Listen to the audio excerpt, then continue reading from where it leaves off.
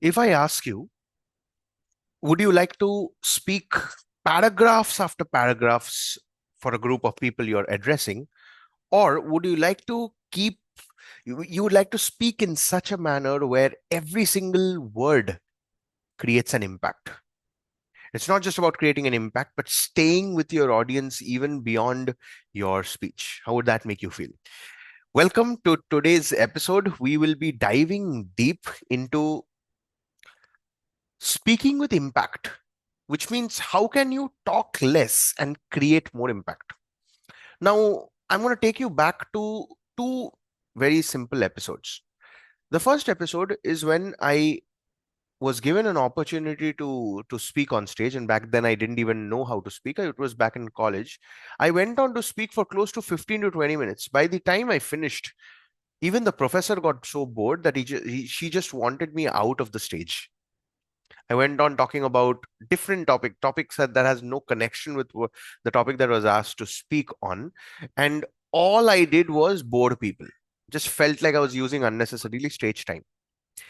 The second scenario happened when I was practicing public speaking, and I came across this speech by this man named Dhananjaya Hetirachi. He is called as the world champion of public speaking. Throughout his speech, there was this one statement that stayed throughout. And even to this point, I remember the first time I'd seen this speech was back in 2018. I see something in you, but I don't know what it is. Over a period of time, the little statements has turned out to be the greatest metaphors in life. I Have a Dream by Martin Luther King Jr., Sisters and Brothers of America by Swami Vivekananda, or Dilli Chalo by Netaji Subhash Chandra Bose. On the midnight of the stroking sun, 1947 by Pandit Sri Jawaharlal Nehru. Uh, Up ki bar. No, I don't even want to get into any political thing here, but the point is always these little things create impact. Now, how do you get started with the whole process? The first and foremost, it's important to understand that there are certain mental frameworks. And as and when you start sharing your stories that we have discovered in the previous episodes, you will soon begin to realize that in order to complete the story, there has been some core learnings that is always evident. In one of the previous live sessions where I spoke to you about the concept of creating your story true, I asked you specifically to write down what were your key learnings. Those learnings, when you cut them short, you share the entire story and you put that line across.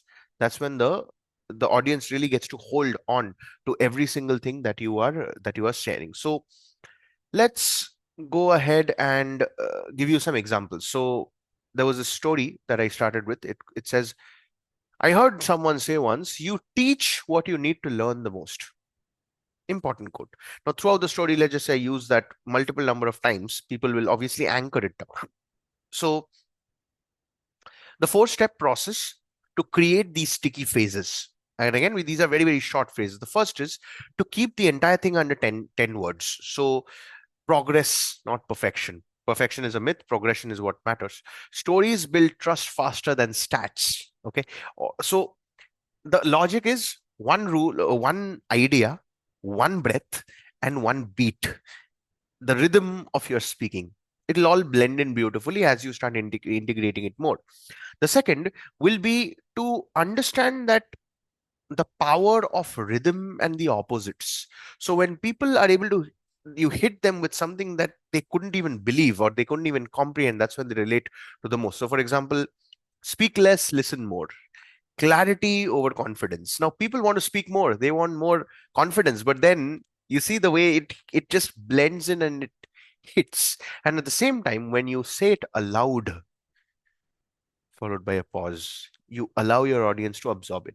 The third step is to make it as emotional and as visual as possible to allow more sensory anchors every single time you use these phrases. So, for example, your voice is your actual business card, or every pause paints a picture.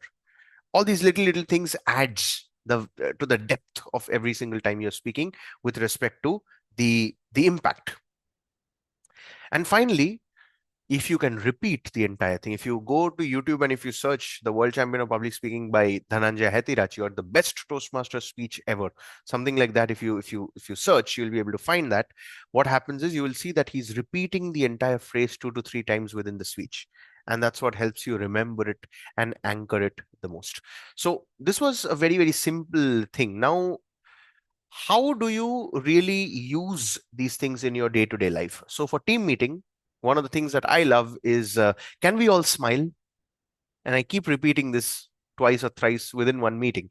For public speaking and on stage, I ask people to raise their hands, and that is a kinesthetic anchor.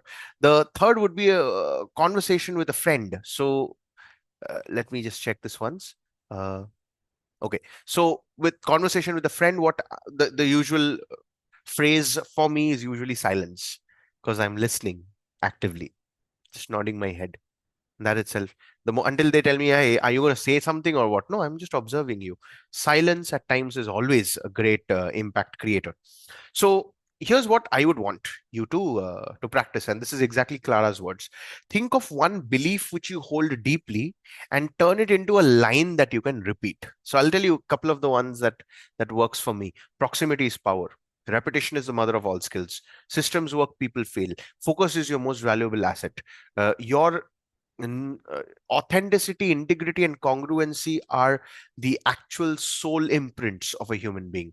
Now, these are fundamental beliefs that I live by, and that's why it comes very naturally for me. You can write down a couple of them that you are able to think of at this point of time. You might as well drop a few in the chat box as well. So, how do you really make the most of this whole episode that we've done so far?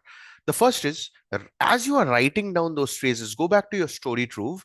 And as you are writing down your stories, so you got your serial number, you got your headline, the story in bullet points, your observations, your learnings, the different types of stories that it is. Along with that, you can also add those key phrases, which can also be a part of the learnings itself.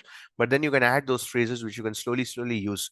The logic is to share with stories and then embed these little, little phrases which will instantly create that impact within the audience. How many should you integrate? Well, let it seamlessly flow through. Depending on the story, you can add those phrases one step at a time. And as you practice more and more, you'll get more of it. Again, if you want to do it hands on, you're more than welcome to join our live cohort where we work with only 10 to 20 souls every single month, handhold you to this entire journey throughout the 30 days. So, all the details, all the notes, every single thing is given in the description below. All you have to do is just check them out, and also let me know what were your thoughts for this live. I will see you in the next one.